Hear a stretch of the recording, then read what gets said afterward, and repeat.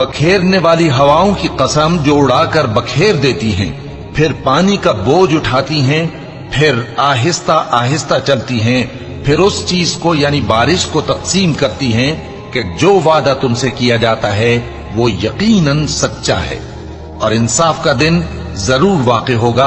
और आसमान की कसम जिसमें कई रस्ते हैं कि ऐ अहले मक्का, तुम एक इख्तिलाफ वाली बात में पड़े हुए हो, उससे यानी अकीदा आखिरत से वही फिरता है जो अल्लाह की तरफ से फेरा जाए। अटकल दौड़ाने वाले हलाक हों जो बेखबरी में भूले हुए हैं। पूछते हैं कि जजा का दिन कब होगा? वो दिन होगा जब उनको आग में अजाब दिया जाएगा।